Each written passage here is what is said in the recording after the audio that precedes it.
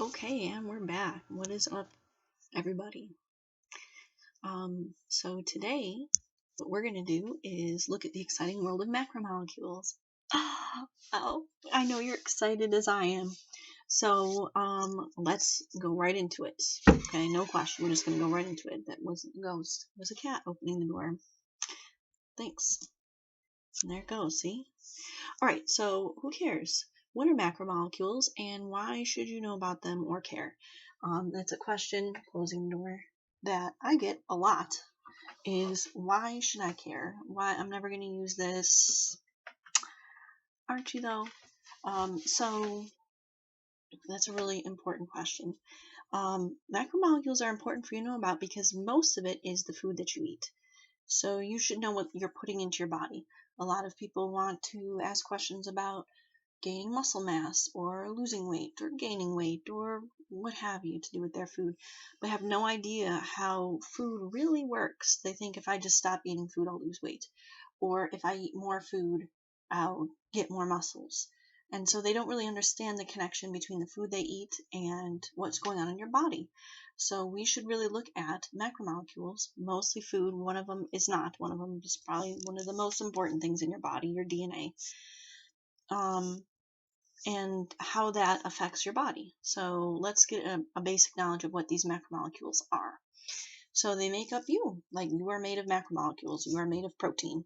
That plant, it's on that side, that I have back there, and one that you can't see that's more alive, they're mostly made of carbohydrate. So this cat that wants to be part of the show, that's Carlos. He is mostly made of protein. So you should know what these things are and how they affect your life and what they're doing in your body. It's actually really important. And they come up a bunch of times in biology. So if you're studying biology, you're in class, you're what have you, they're going to come back. So you should know what they are and learn them. So that way you know them. That's a cat, by the way.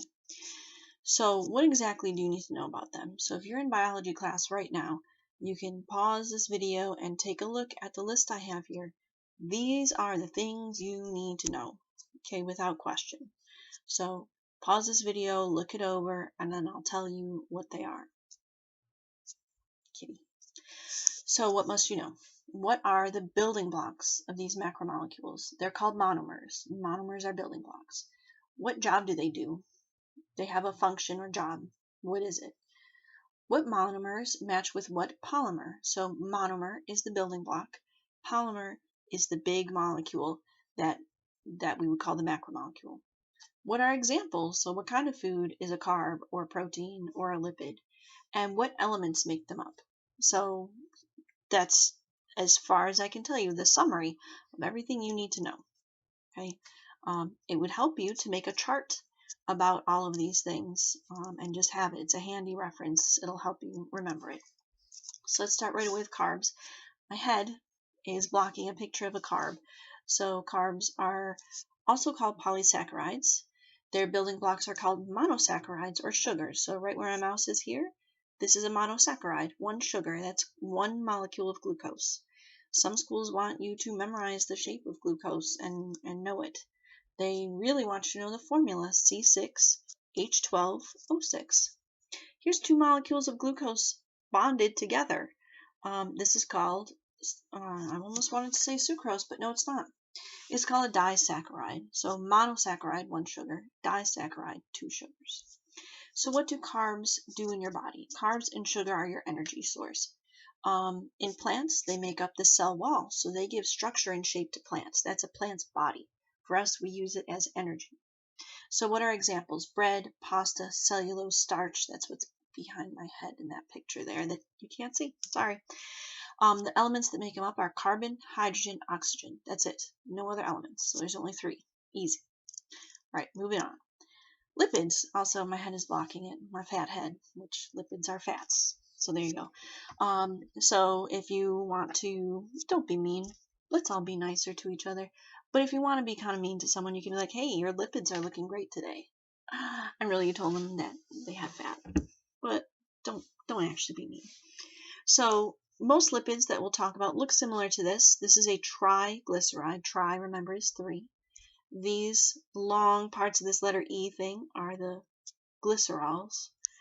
So 3 glycerols and 1 fatty acid, that's the long blue part here, make up a triglyceride, most of the lipids that we'll talk about. In your body, they store energy. So if you don't use all the energy you take in through your food, it gets stored as fat.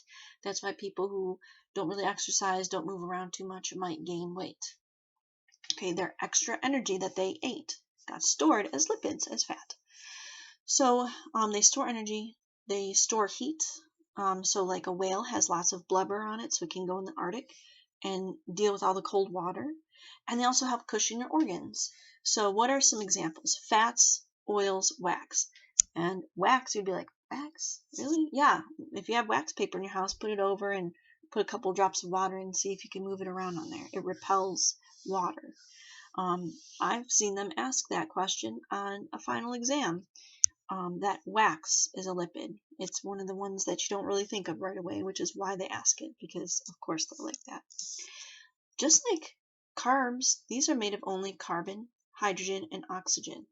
And I like to ask my students, if they're made of the same elements, why do they look different, taste different, do different jobs?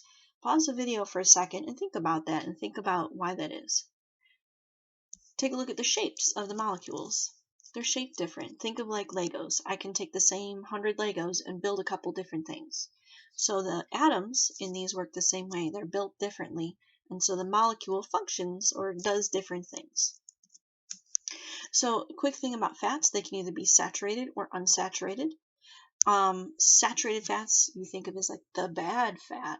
And I guess they are. They're the white parts of meat. You can think of them as solid fat or animal fat. Unsaturated fats are things like oils. You think of them as the good fats. Okay, don't eat oil. Don't just eat fat. You have to eat lots of different things. Moving on. So next is proteins. This is a huge, humongous class of molecules.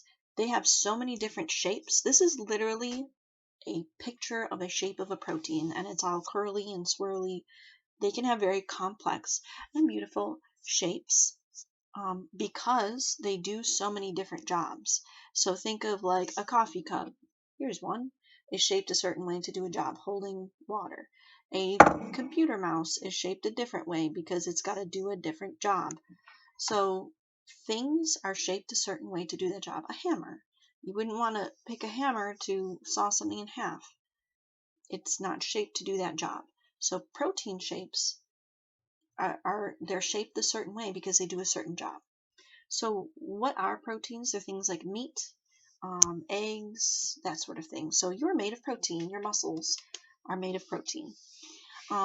Protein's building blocks are called amino acids. Let me go back with my brain here. With fats, there's not really a monomer. You could call that glycerol and fatty acids, but technically they're not monomers. Just have to go back and tell you. But if someone asked you what their building blocks were, that's what they are. Building blocks of proteins are amino acids.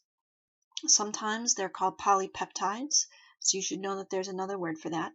Proteins, like I said, have many, many, many, many, many jobs, which I'll try to show you and get into.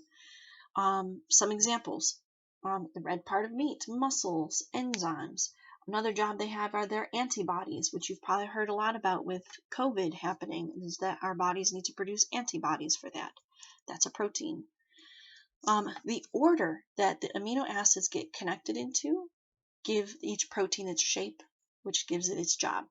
And they're made of carbon, hydrogen, oxygen, and finally another element, nitrogen. So this is where we get our nitrogen, if you've learned anything about the nitrogen cycle yet. And the last macromolecule are nucleic acids. They're not food. They're in food. I mean, when you eat a strawberry, you're eating the strawberry's DNA. So it's in the food, but it's not food. They're DNA and RNA. Their monomers are called nucleotides. Luckily, it matches. Nucleotides have 3 parts. Here's a nucleotide. You should know what they look like. There it is. You should know that. They're made of sugar, phosphate, and a base, a nitrogen base. This is going to become very, very, very important when you study DNA. So just letting you know it's going to come back. Examples, like I said, DNA and RNA, which my head is blocking. And the elements that make them up are carbon, hydrogen, oxygen, and nitrogen. So